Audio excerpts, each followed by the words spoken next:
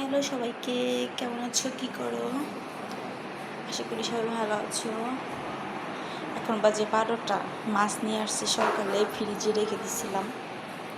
দেখা যাক মাছের কি অবস্থা। এই যে হলো মাছ,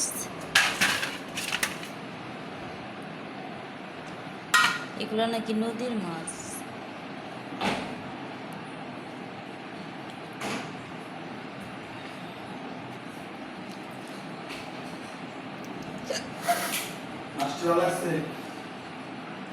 হ্যাঁ, ভালোই আছে মোটামুটি।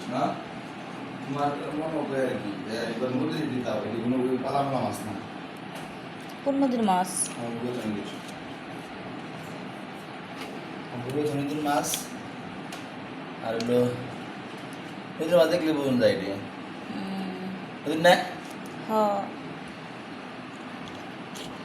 আর এই যে পাইলে ইংনা নদী ছাড়া ইম্পসিবল নদীর মাছ।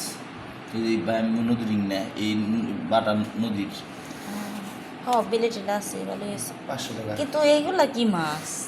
পোয়া মাছ। এইটা না? ও, আসলে পোয়া মাছ তো অনেকদিন পরে দেখলাম। সেই ছোটবেলায় দেখছি, আর বাবা নিয়ে আসতো। হ, ভালোই আছে। রুই টুই খাইতে খাইতে একবারই হয়ে গেছি, অস্থির হয়ে গেছি।